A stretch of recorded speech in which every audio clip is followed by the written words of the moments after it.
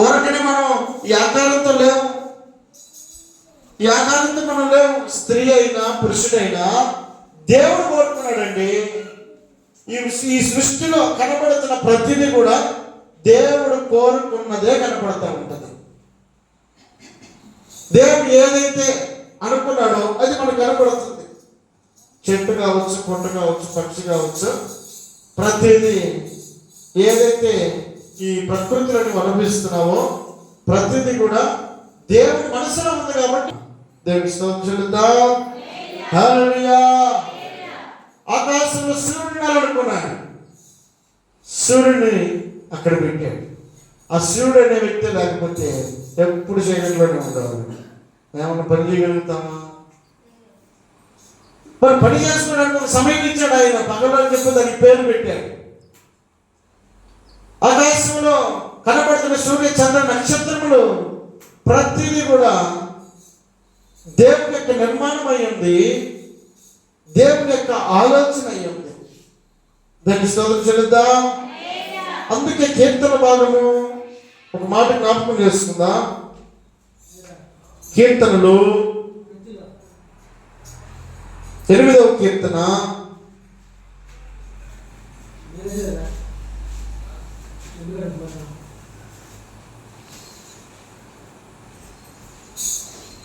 3వ వచనం, నీ చేతి పని అయిన నీ ఆకాశములను నీవు కలుగజేసిన చంద్ర నక్షత్రములను నేను చూడగా నీవు మనిషిని జ్ఞాపకం చేసుకున్నట్టుకు. అదండి ఒక జ్ఞానం కలిగినటువంటి వ్యక్తి చేస్తున్న ఆలోచన ఏంటో తెలుసా? ఆ పైన ఆకాశాన్ని చూశాడు, అలాగే దేవుని యొక్క పనితనాన్ని చూసి, ఓ ఇంత గొప్ప పనితనంలో మనిషి భూమి మీద అంతటి వాడు అని అనుకుని, అసలు మనిషిని జ్ఞాపకం చేసుకున్నది ఏమైనా విలువ ఉందా అని అనుకునేటట్లుగా దేవుని సృష్టిని తయారు చేశాడు. తయారు చేయబడినటువంటి సృష్టిలో మనం జీవిస్తూ ఉన్నాం, మనం బ్రతుకుతూ ఉన్నాం. అంటే ఆ తయారు చేయబడినటువంటి సృష్టికర్త అయిన దేవుడు నిన్ను నన్ను మనల్ని కూడా రూపించిన వాడై ఉన్నాడు. దేవుడికి మహిమ కలుగును గాక. హల్లెలూయా. ఆది కాండంలో మొట్టమొదటి అధ్యాయం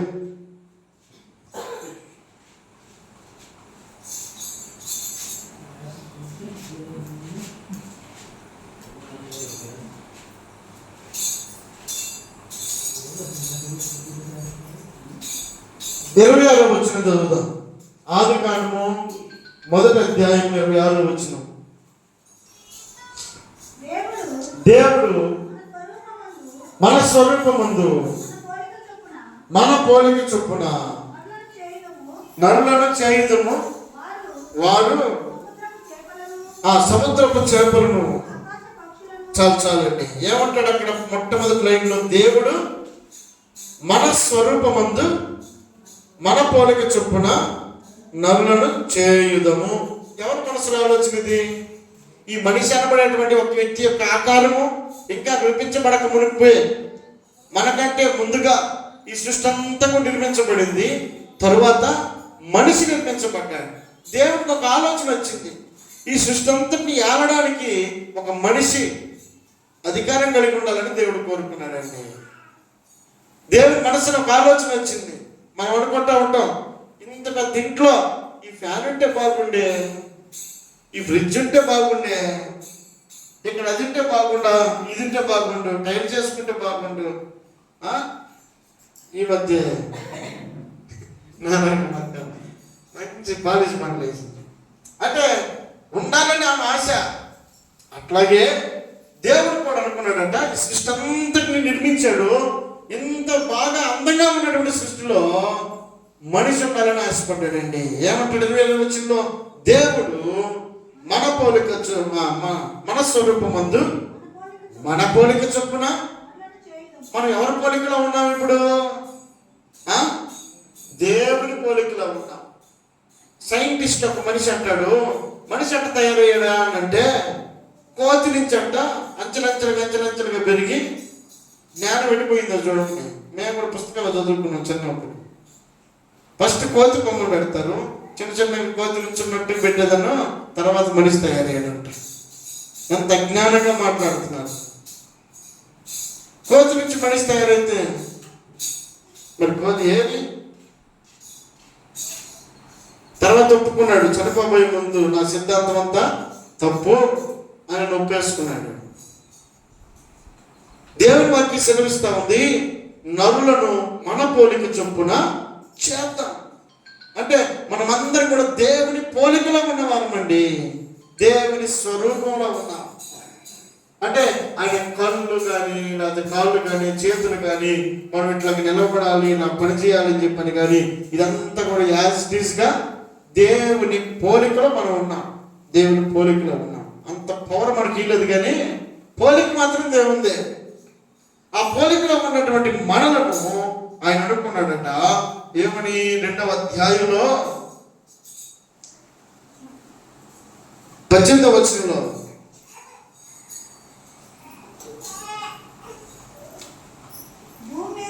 18వ వచనం, 2వ అధ్యాయం 18వ వచనం.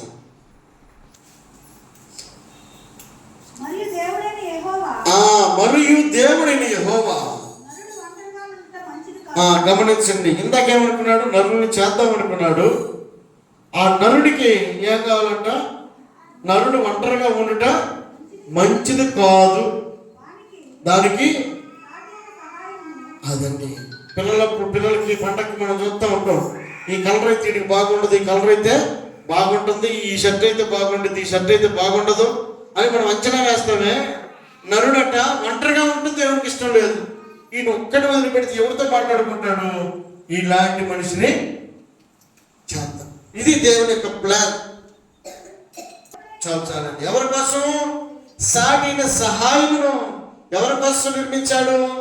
పురుషుని కోసం స్త్రీని నిర్మించాడండి. సాటిన సహాయం ఆ మనసులో ఉన్న ఆలోచనని ఇంప్లిమెంట్ చేశాడు. ఇక్కడ కూర్చున్న వాళ్ళు పురుషులు ఉన్నారు, స్త్రీలు ఉన్నారు. ఇది దేవుని యొక్క ఆలోచన. ఇలా మనిషి యొక్క జీవితం కొనసాగుతూ ఉందండి. దీవెనకరంగా కొనసాగుతూ ఉంది, ఆశీర్వాదకరంగా కొనసాగుతూ ఉంది. దేవుడు తయారు చేసినటువంటి ఆ గొప్ప దేవుడి యొక్క ఆలోచన, తన మనసులో ఉన్నటువంటి మాట మనిషితో చెప్పినటువంటి మాట ఏమిటంటే, ఏమన్నాడు? వారిద్దరిని సృజించిన తర్వాత ఇక్కడ ఒక మాట అంటాడు 16వ వచనంలో, నీవు నిరభ్యంతరముగా తినవచ్చును, అయితే మంచి చెడ్డలను తెలివినిచ్చు వృక్ష ఫలములను అదండి గలుగుతాడు. ఆయన ఆశించినటువంటి ఆశీర్వాదాన్ని తప్పక మనిషి పొందుకోగలుగుతాడు. కాదని మనం గనక ఆటంకంగా తయారైతే మన నష్టాన్ని మనమే కొని తెచ్చుకున్నాం. దేవుడు సంతోషించండి, దీవించబడండి అని చెప్పిన ఆయన చెప్పి, ఆయన వారితో చెప్పిన మాట ఇక్కడ ఏమంటాడు? ఇక్కడ ఒక మాట 27వ వచనం, 1వ అధ్యాయంలో,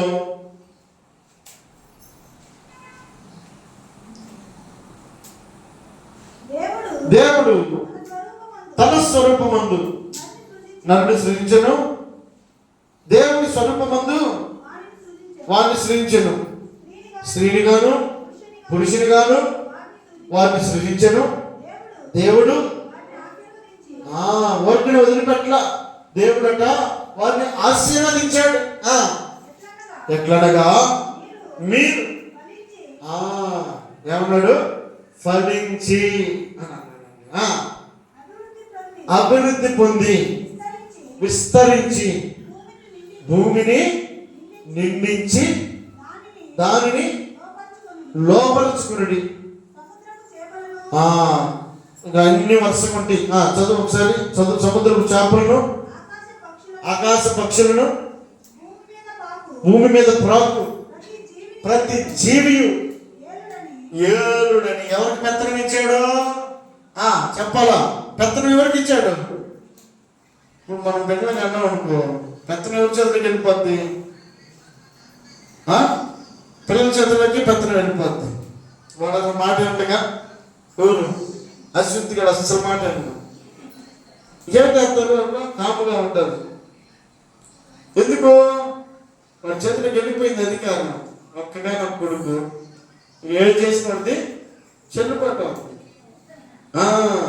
అట్లాగే ఈ భూమి అంటే వాళ్ళు ఒక్క మాటలు చెప్పాలంటే వాళ్ళు పూర్తిగా స్వేచ్ఛ ఇచ్చాడు దేవుడు. అంటే ఇక నీవు ఏది చేసినా కూడా నీకు ఆటంకమే లేదన్నట్టుగా చెప్పాడు. అట్టని చెప్పానని సూచన చెప్పకుండా ఉన్నాడా అని అంటే 2వ అధ్యాయంలో ఒక మాట అంటాడు. ఏమంటాడు అక్కడ 16 వచనంలో?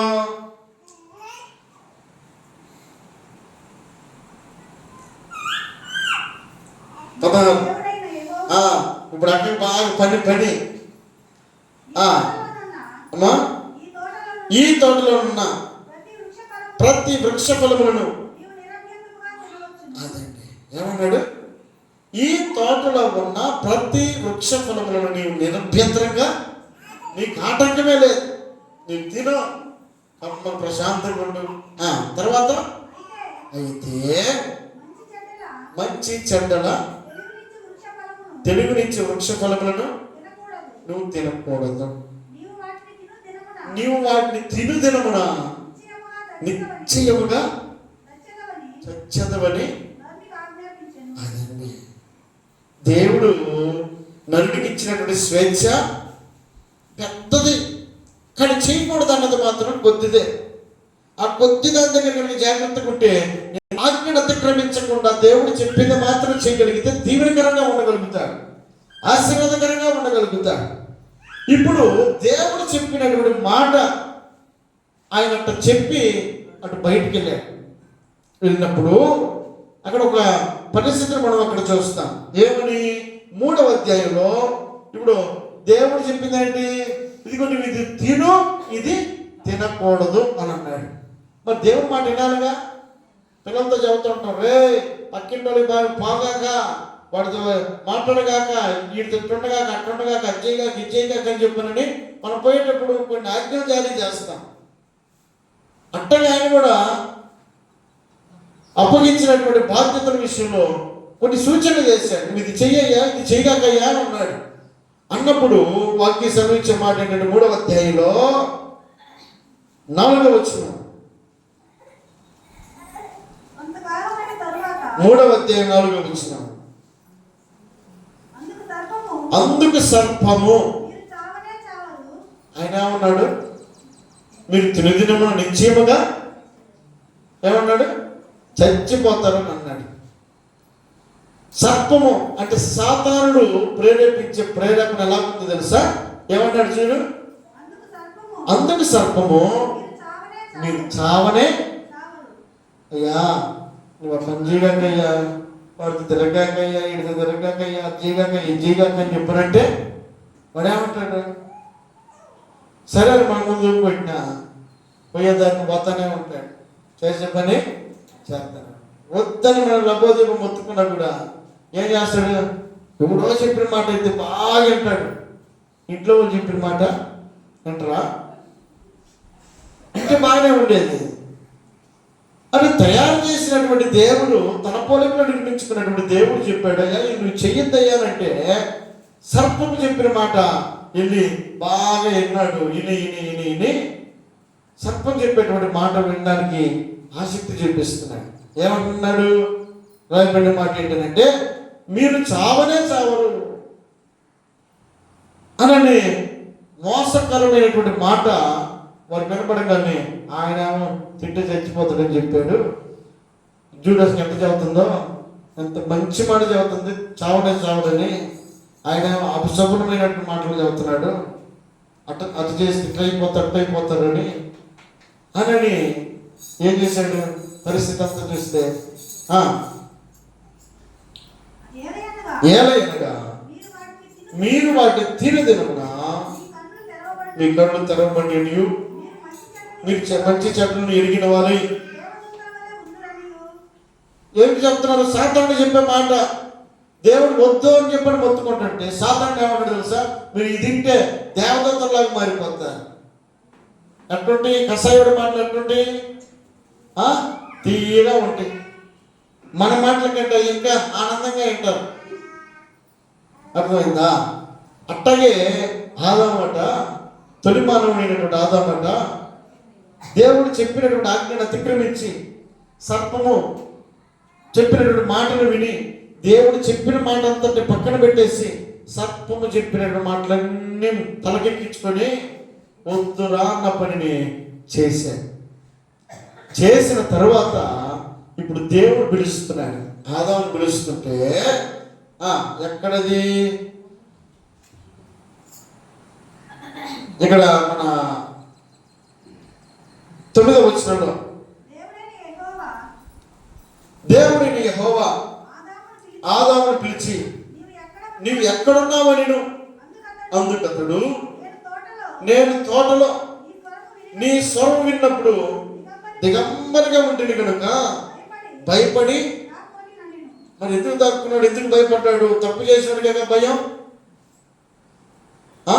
తప్పు చేయకపోతే ధైర్యంగా ఎదుర్కొని ముందుకు రాగలుగుతాడు. తండ్రి దగ్గరికి రావడానికి భయపడుతున్నాడు అంటే చేయకుండా పని ఏదో చేశాడు, వద్దన్న పని ఏదో చేశాడు. మొత్తానికి దేవుడు చెప్పింది చేయకుండా వద్దన్న దాన్ని చేసిన కారణాన ఆదాము భయపడి చెట్టు చాటం దాక్కుని ఆయన స్వరం విన్నప్పుడు భయపడ్డాడంట. ఇది మనిషి యొక్క ప్రవర్తన స్టార్టింగ్ లోనే తప్పిపోయిందండి. దాన్ని మంచి చెప్పేవాళ్ళు చులకన ఈ రోజుల్లో, వద్దు అలా చేయకూడదని అన్న వాళ్ళు చులకన, చెయ్యి బాగానే ఉండిద్దని చెప్పారని చెప్పి ప్రోత్సహించే వాళ్ళేమో మంచిగా కనపడుతున్నారు. అది ఇప్పుడు కనపడుతున్నటువంటి సిస్టం. ఆర్యోద్యం దగ్గరికి వచ్చేసరికి 5వ వచనం చదువుదాం. నరుల చెడుతనము భూమి మీద గొప్పదనియు వారి హృదయం యొక్క తలంపులలోని మోహంతియు ఎల్లప్పుడు కేవలం చెడ్డదనియు యెహోవా చూచి తాను భూమి మీద నరులను చేసినందుకు యెహోవా సంతాపము నందాడంట. సంతాపం అంటే ఏడవడం. దేవుడు ఏడ్చాడంట. ఒక మనిషిని ఎందుకు తయారు చేశాడు బాబు అని చెప్పానండి. ఎందుకు ఏడ్చాడు? చెప్పింది చేయట్లా.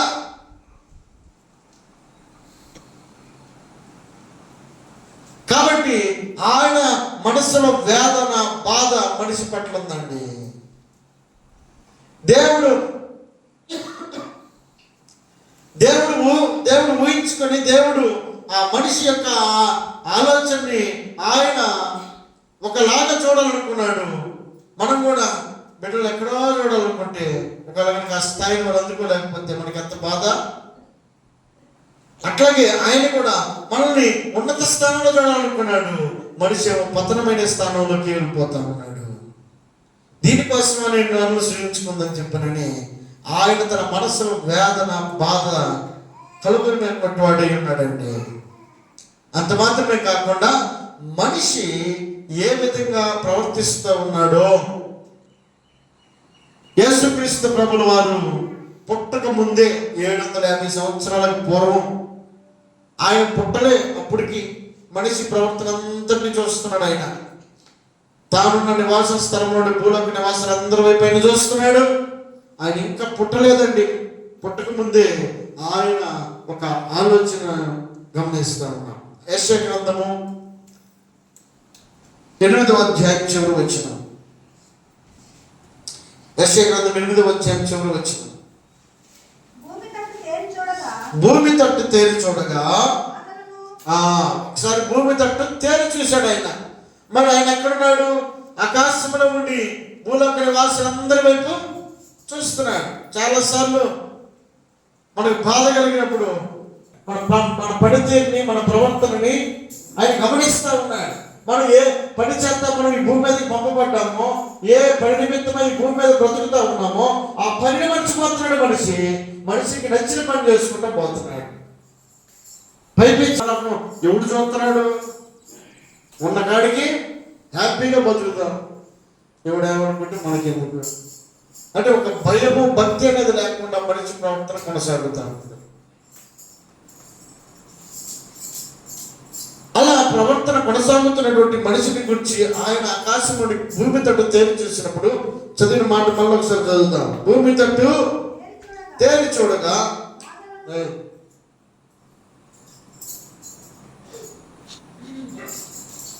భూమి తట్టు తేలి చూడగా బాధలను, అంధకారమును, దుస్సహమైన వేదన కలుగును. వారు గడాంధకారములోనికి, అదండి ఎక్కడికి వెళ్తున్నారు? దేవుడేమో వెలుగులో ఉండబట్టి మనిషి ఎక్కడికి వెళ్తున్నాడంట? చీకట్లోకి వెళ్ళిపోతున్నాడు, గాఢాంధకారంలోకి వెళ్ళిపోతున్నాడు, కనబరిగైపోయే స్థలానికి వెళ్ళిపోతున్నాడు, పతనమయ్యే స్థలానికి వెళ్ళిపోతా ఉన్నాడు. వెలుగులో ఉండాల్సిన మనిషి, ఉన్నత స్థానంలో ఉండాల్సిన మనిషి, విలువగా బ్రతకాల్సిన మనిషి తన స్థానాన్ని, స్థాయిని మర్చిపోయి, అయ్యో నేను దేవుని పోలిక చేత నిర్మించబడ్డాను, నా శరీర అవయవ భాగాలు దేవుని యొక్క సృష్టి అయి ఉన్నాయి అన్న సత్యాన్ని మర్చిపోయి నా ఇష్టం అనే స్థాయికి వచ్చేసాడు. మరి ఆయన నిర్మించాడు కనుక ఎంత చెడిపోయినా కన్నబిడ్డలను పోగొట్టుకుంటామా? కడుపు దొరకపోద్ది కదా, బాధపడో కష్టపడో మళ్ళా తిరిగి వాడిని ఒక దారిలో పెట్టుకుందామని ఒక ఆలోచన ప్రతి తల్లికి తండ్రికి ఉంటుంది. అట్లాగే మనల్ని నిర్మించినటువంటి నిర్మాణకుడైనటువంటి తండ్రి గొప్ప దేవుడు ఒక చిన్న అవకాశం ఇచ్చాడండి. ఎలాంటి అవకాశం తెలుసా? మనిషి పతనమైపోయేటువంటి స్థాయికి ఆయన చూసినప్పుడంట, భూమి తట్టు తేరు చూసినప్పుడు ఆ మనిషిని దుస్సహమైన వేదన కలుగుతా ఉంది, బాధ కలుగుతా ఉంది. ఆ మనిషి చీకట్లోకి, గాఢాంధకారంలోకి తోలివేయబడతా ఉన్నాడు. ఆ మనిషిని పట్టించుకుని మరలా తిరిగి అది పోకూడదు, ఇట్లా అని చెప్పగలిగినటువంటి మనిషి, ఎవరు సహాయం చేయగలిగినటువంటి సత్తా ఎవరికి లేదు. అందరూ కూడా ఆ దారినే పోతా ఉన్నారు.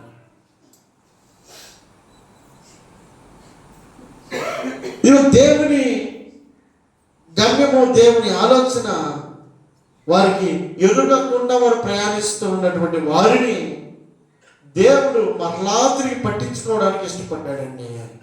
మరలా తిరిగి వారిని పిలవడానికి ఇష్టపడ్డాడు. వాక్యం చదివిస్తుంది యోహాను సువార్త 3వ అధ్యాయం 16వ వచనంలో ఒక మాట జ్ఞాపకం చేసుకుందాం. యోహాను సువార్త 3వ అధ్యాయం 16వ వచనం.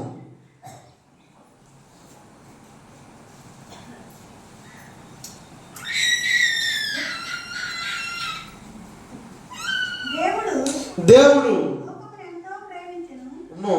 చూడండి, దేవుడట ఈ లోకమును ఎంతో, మరి లోకం దేవుని మాట వినడంలా, దేవుని మాట పెడచెవిని పెడతా ఉంది, దేవుని ఆలోచన పెడచెవిని పెడతా ఉంది, తన ఇష్టాన్ని నెరవేర్చుకోవడానికి ప్రయత్నం చేస్తూ ఉంది. దేవుని వాక్యం సెలవిస్తున్నటువంటి మాట ఏమిటంటే, నరుల చెడుతనం భూమి మీద గొప్పగా ఉందంట. మంచితనం లేదో, చెడుతనం గొప్పగా ఉందంట. మంచితనం కనబడడంలా.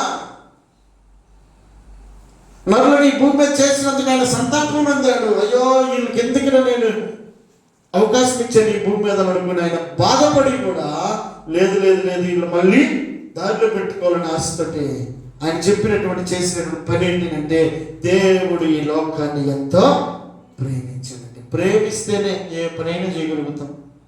ప్రేమికపోతే పట్టించుకోవడం పట్టించుకోం, ఎవరు ఎట్టుపోతే నాకెందుకు అని అనుకుంటానండి. నిన్న అంటారు అభి గారికి చెయ్యిరిగింది, వాళ్ళ నాన్న పట్టించుకోకుండా ఉన్నాడా?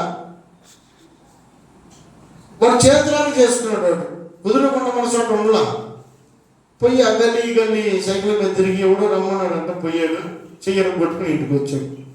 లాగి 2 బీకి కట్ట పోరాని చెప్పి వదిలేచ్చుగా.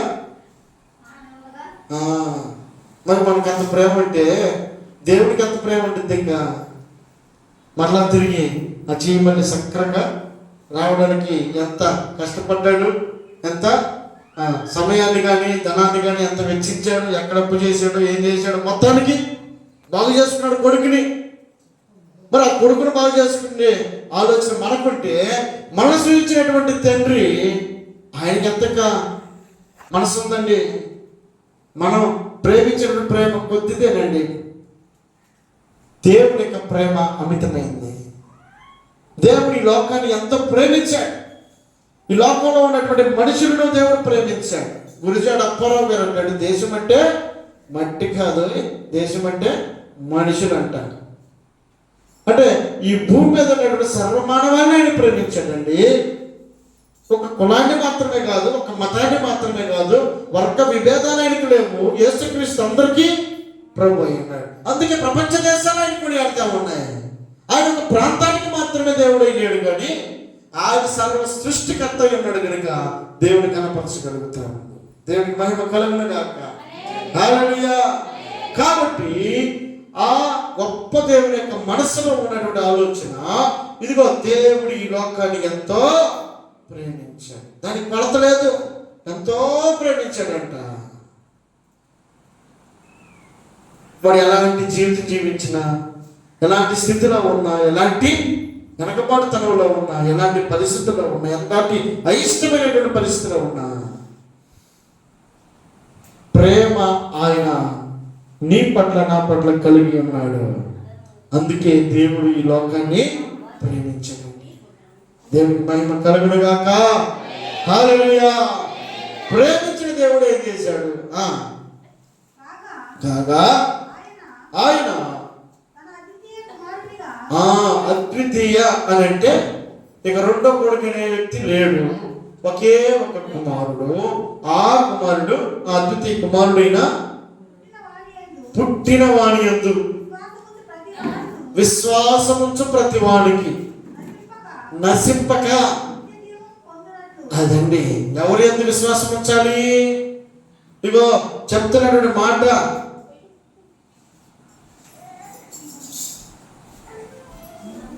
యేసునందు మనం విశ్వాసం ఉంచగలిగితే, ఆయన యందు మనం నమ్మిక కలిగి ఉండగలిగితే, ఆయన మీద మనం ఆధారపడగలిగితే,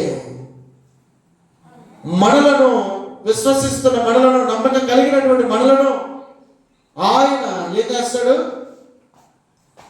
నిత్య జీవనం మనకు అనుగ్రహిస్తాడు. ఇంతటితోటి ఈ ప్రాణం ఇంతటితో ఆగిపోవాలని ఆయన కోరుకున్నా. ఈ ప్రాణం ఎక్కడ చేరాలి తెలుసా? పరలోకానికి చేరాలండి. అదే ముక్తికి చేరాలి. ముక్తికి చేరాలి. ఇంతటితో ముగిసిపోయే పని దేవుడితో మన పని ఏముంది? ఇంకా ఇది కాదుగా, తర్వాత కూడా ఉంది లైఫ్. ఆ లైఫ్ కోసం పుణ్యం చేసినా, దానం చేసినా, ఇంకోటి చేసినా ఏది చేసినా కూడా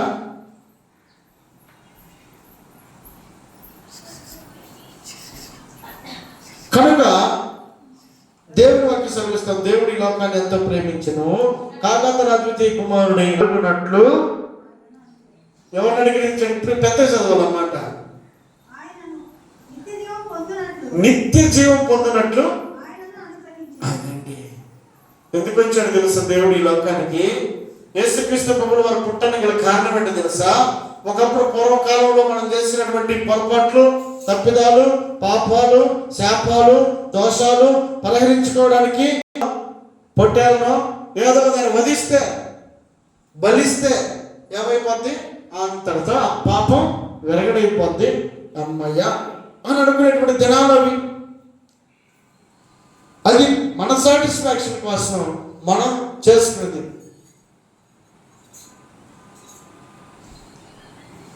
మనం చేసిన తప్పులకి నోరులేని జంతువులు బలిస్తే మన పాపం ఎలా పరిహరించబడుతుంది? కాదు కదా. మనం చేసిన తప్పిదాలకి మనలాంటి వ్యక్తి, ఒక వ్యక్తి బలి అవ్వాలి.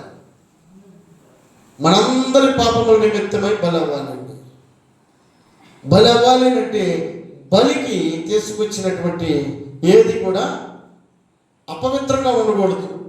గుడ్డిదో, కుంటిదో, లేకపోతే ఇంకోటి దాన్నో బలికి తీసుకొని రారు. బలికి తీసుకొచ్చినప్పుడు అది బాగా మంచి ఆరోగ్యకరమైనది ఉండేదాన్ని బలిస్తారు. దేవుడికి ఇచ్చేటప్పుడు, శ్రేష్టమైనది ఇచ్చేటప్పుడు బలిస్తారు. ఇప్పుడు ఈ భూమి మీద ఉన్నటువంటి మనిషి పాపాన్ని పోగొట్టేటువంటి ఏ పవిత్రమైనటువంటి మనిషి లేడు. ఇదిగో దేవుడు అనుగ్రహించి మహిమను రోమిలికి రాసిన పత్రిక రాయబడిన మాట అది. ఎవరు కూడా అందరూ పాపము చేసి ఉన్నారు, ఎవరు కూడా నీతిమంతులు లేడు, ఒక్కడును లేడు, అందరూ దారి తప్పి బొత్తిగా తొలగిపోయి ఉన్నారంట. మరి ఆ పవిత్రమైనటువంటి రక్తాన్ని చిందించాలి అంటే ఒక వ్యక్తి ఈ భూమి మీద అందించాలి. ఈ భూమి మీద అనుదించాల్సిన వ్యక్తి పవిత్రుడై ఉండాలి, నిష్కల్మషుడై ఉండాలి, పాపంలో చేరిన వ్యక్తి అయి ఉండకూడదు. తర్వాత నిర్దోషి, నిష్కల్మషుడు, పాపంలో చేరిన ప్రత్యేకంగా ఉన్నవాడును ఇట్టి ప్రధాన యాజకుడు మనకు సరిపోయిన వాడు, మనల్ని కాపాడడానికి సరిపోయిన వాడు, ఆయన మనల్ని పవిత్రపరచడానికి సరిపోయిన వాడు. కనుక ఆ పవిత్ర జీవితం కలిగినటువంటి దేవుడు ఈ భూమి మీదకి మనిషి రూపంలో రావడానికి కారణం ఒక మనిషిని బ్రతికించాలని, తన శాపము నుండి, దోషం నుండి తొలగించాలి. నువ్వు ఏ బలుడు అర్పించనక్కర్లేదండి. ఒకే ఒక్కటిది, ఆయన యందు విశ్వాసం ఉంచి ఆయనని దగ్గర నీ వేడుకొనగలిగితే. ఏమని రాయబడింది? రేవణ 9:16 చివరి లైన్లో,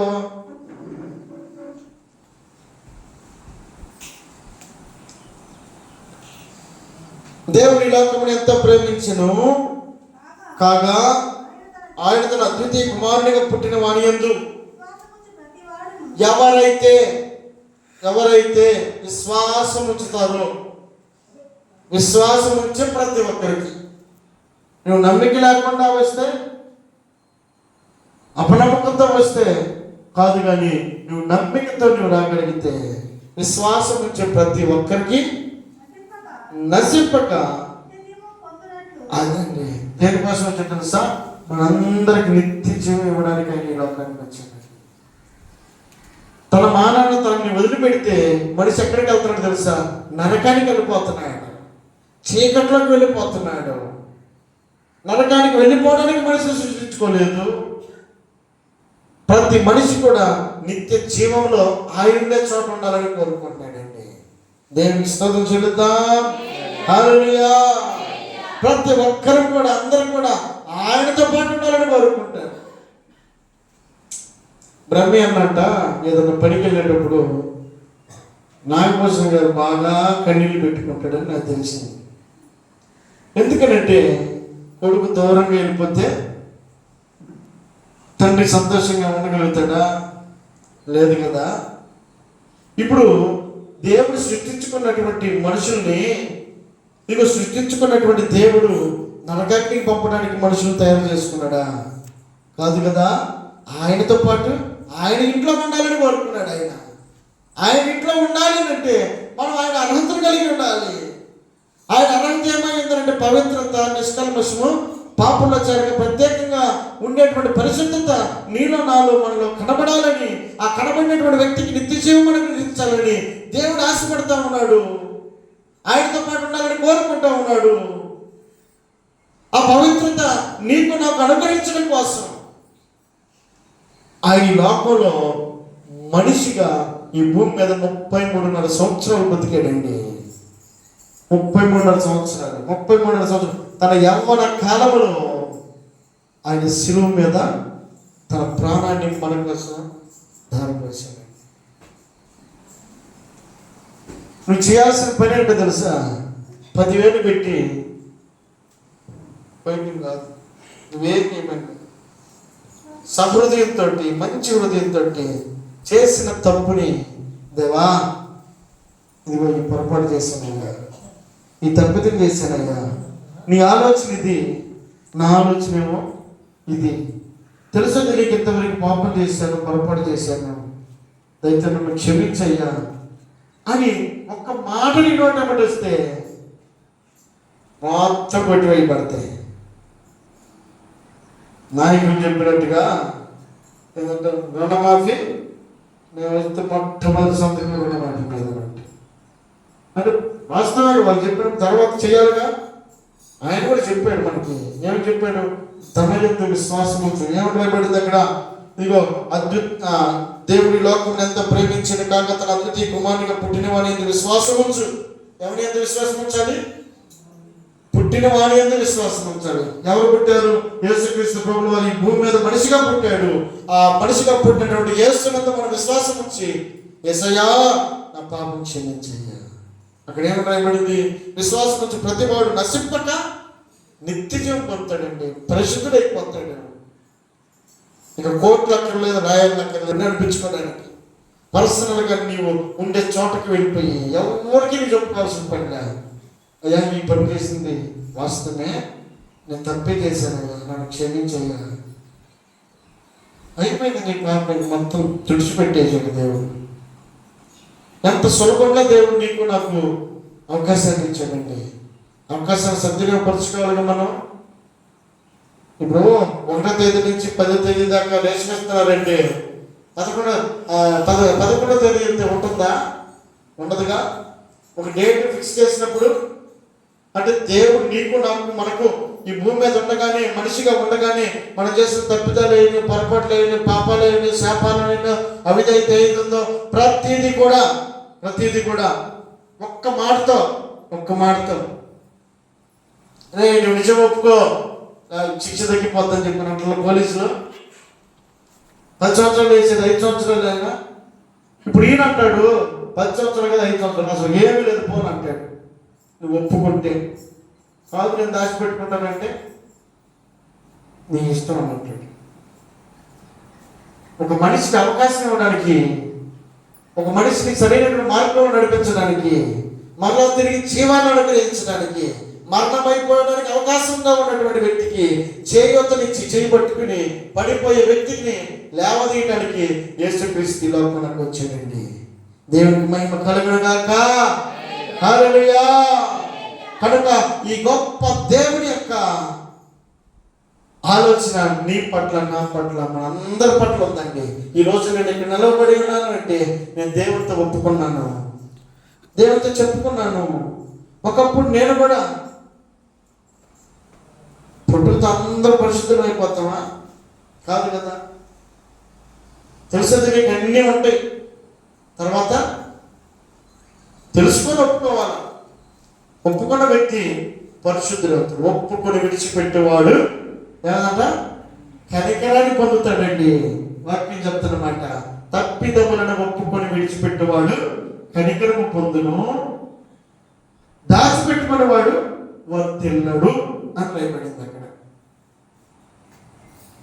దాచిపెట్టుకుంటే ఎంతకాలం దాచిపెట్టుకున్నా మనం వర్తిల్లడానికి అవకాశం ఉండదు. ఎప్పుడైతే ఒప్పుకొని విడిచిపెడతామో హృదయం ప్రశాంతంగా ఉంటుంది.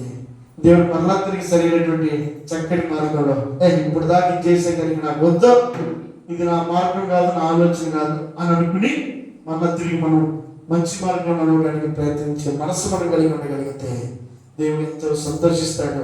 నీకోసం నిత్య రాజ్యాన్ని అనుగ్రహించడానికైనా ఈ లోకంలోకి వచ్చాడు.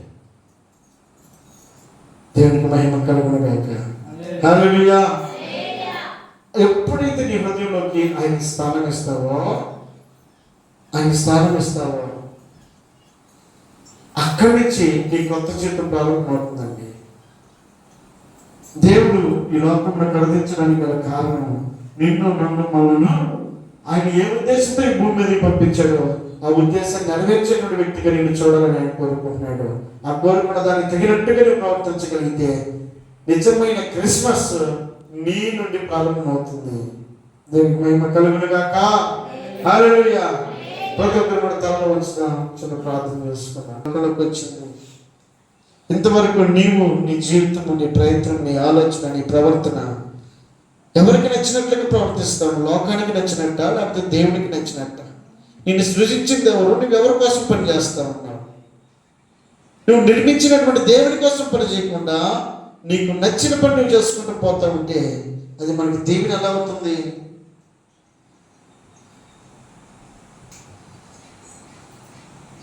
కాల సమయంలో తీర్మానం చేసుకోగలిగితే, నువ్వు ఆలోచించగలిగితే మరలా తిరిగి నీ కొత్త జీవితాన్ని ప్రారంభించడానికి దేవునికి సహాయం చేయాలని ఇష్టపడతా ఉన్నాడు.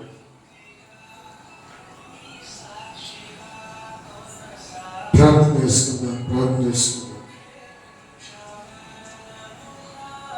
ప్రేరేపించబడినట్టు ప్రార్థన చేయండి త్వరగా.